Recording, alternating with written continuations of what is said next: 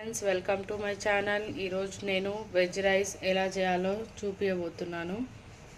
చూపిద్దాం. ఇదిగోండి, ఇక్కడ కనబడుతున్న ఇంగ్రీడియంట్స్ అన్నీ నేను ఇదిగోండి మంచిగా నీట్గా వాష్ చేసి కోసి పెట్టుకున్నాను. రైస్ మంచిగా కడిగి పెట్టుకోవాలి. నార్మల్ రైసే, మనం రెగ్యులర్గా వాడుకునే రైసే అండి. ఓకేనా, చూసేద్దాం ప్రాసెస్. కొంచెం నెయ్యి వేసుకోవాలి అండ్ కొంచెం ఆయిల్ వేసుకోవాలండి. ఆయిల్ కొంచెం నెయ్యి వేసేసుకోవాలి. హోల్ గరం మసాలా అండి, అందులో వేసేసుకుందాము. ఆయిల్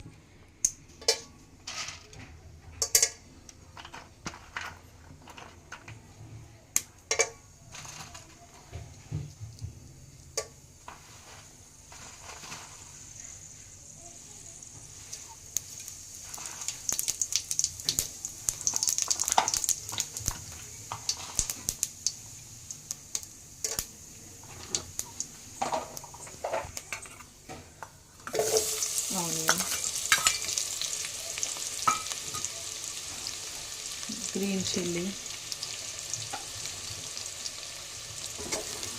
మంచిగా కలుపుకొని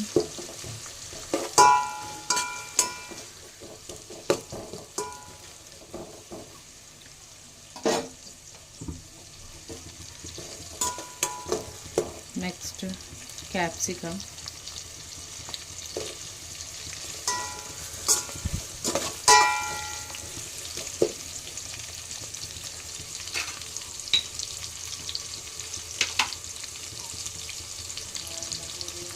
నెక్స్ట్ ఆలు,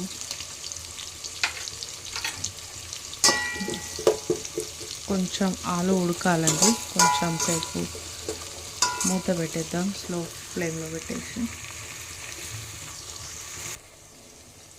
ఇదిగోండి ఉల్లి పొరక, దగ్గర ఉంటే వేసుకోండి, లేకపోతే ఆప్షనల్. క్యారెట్, నెక్స్ట్ బఠానీ, నెక్స్ట్ పుదీనా అండి. మంచిగా మిక్స్ చేసుకోవాలి.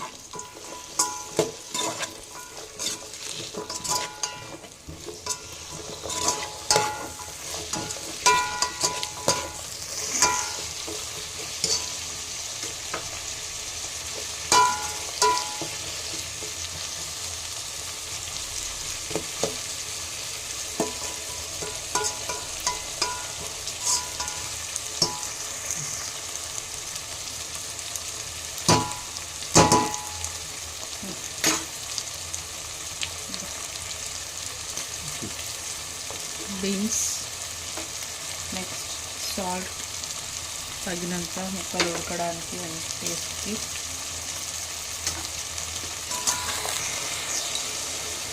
మెంతి కూర, కరివేపాకు, అల్లం వెల్లుల్లి పేస్ట్ మంచిగా మిక్స్ చేసేసుకోండి. గరం మసాలా అండి, దీనికి సరిపడా వేసేసుకోండి. వేసేసుకొని మంచిగా కలిపేసుకోండి. చూడండి ఉడికిపోయింది కదా. నేను 1.5 గ్లాస్ తీసుకున్నానండి రైస్. 3 కప్స్ వాటర్ వేయాలి. దేంతో అయితే రైస్ తీసుకున్నామో దాంతో 3 గ్లాస్ వాటర్ వేసేసుకుంటే సరిపోద్దండి.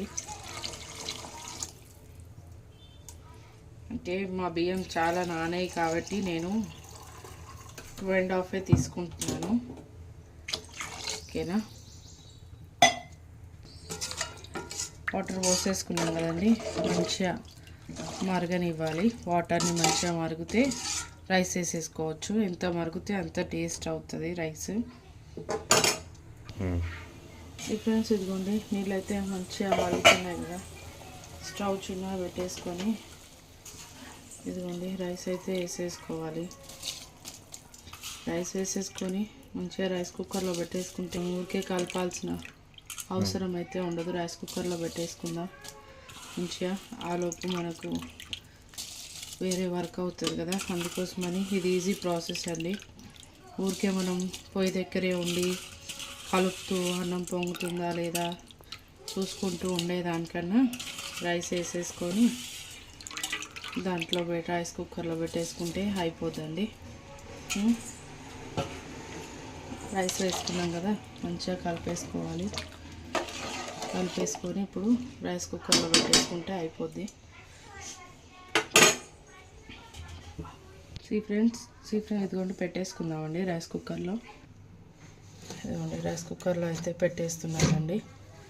రైస్ కుక్కర్లో పెట్టేసుకుంటే అదే అవుతుంది. ఇంకా ఫ్రెండ్స్ ఇదిగోండి అయిపోయిందని అయితే వెజ్ రైస్.